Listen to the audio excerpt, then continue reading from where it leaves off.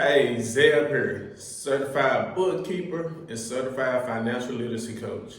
Today I want to talk about how I got over $210,000 in personal credit cards, and it took me 2 years to do this.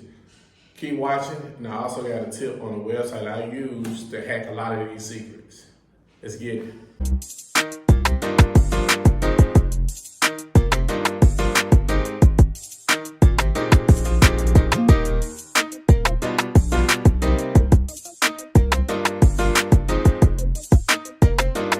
Yes, as you heard me say, I do have over $210,000 in personal credit cards, and I got this in about 2 years. And it's a pretty simple thing that a lot of people don't know, but I am going to briefly talk about it. So one of the first things you have to do when it comes to stacking personal credit cards is to make sure you have nothing negative on your credit. And even if you do have one or two negative items, that's not hard to fix. But what you need to do then is go get your first credit card. No matter if it's $300, $500, you want to get your first credit card. After getting that credit card, you start working on building credit. So something I learned when I got my first $300 credit card was keep my utilization low, meaning how I use that card. As long as I kept it low, the lender would know I was responsible with my money and they could offer me more money on that credit card. Shortly after 6 months, I was with Capital One. That 300 turned to 800. Now I was thinking, by owning the credit repair company, I knew how to help other people get credit, but I didn't know how to help them get them big credit lines, and I want to see how far I can go with just mine. So after I got the 800, I went straight to Chase and got 800 from them.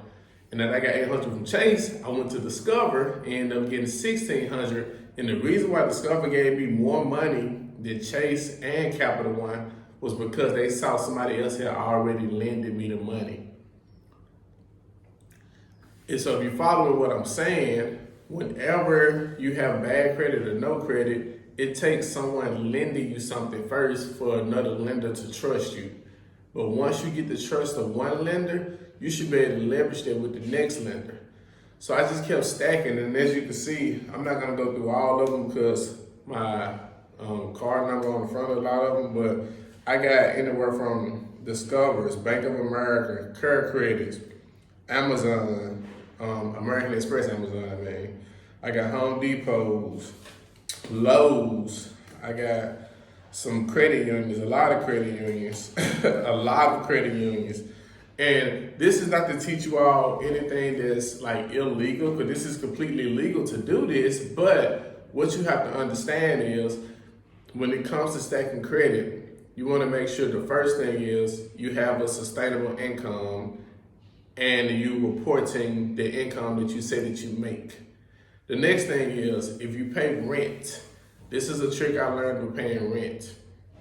When you pay your rent, if you share rent with someone, you don't have to put the total amount.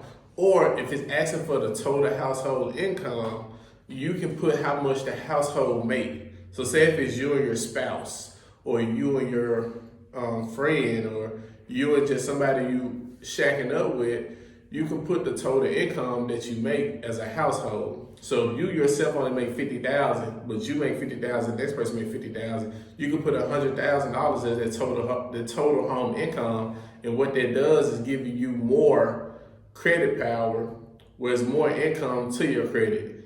So with $50,000, they probably look at your credit reports and see that you have, maybe a car loan, maybe another credit card, and they may deny you on how much money you can get. But if you put that you get $100,000, and let's just say your total revolving credit debt is $1,000 monthly. Well, $100,000 sounds a lot easier to them because it's saying that you're going to pay it back. So that's how I was able to start stacking these cards up, because I reported our total monthly income or annual income, whichever one they asked for, and it made my credit open to where I can start getting more credit. Now, the great thing about having $210,000 in credit is that I don't have a balance with none of them.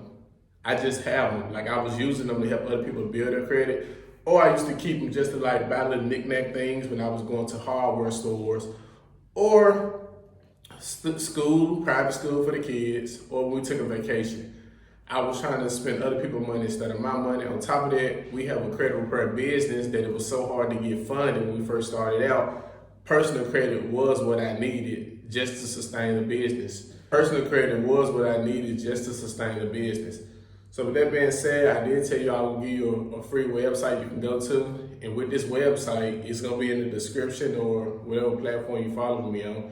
You can go on there and look up your state, look up your credit score, and see what lenders requires a certain amount or what they require for you to get a credit line. And you can learn how to start stacking your credit. I did this without the website, but when I found it, I definitely started giving it away to a lot of people I was helping because I wanted them to really see that you can stack your credit without having to pay someone to do it. It's not that hard. It's a fairly simple process. And don't get $210,000 for credit. I mean, that's a lot of credit to be in debt for, but I would recommend at least go get some credit to use, but use it wisely.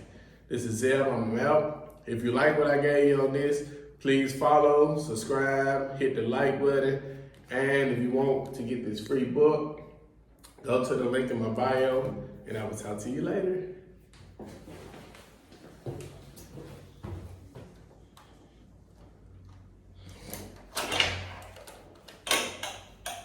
This is G5.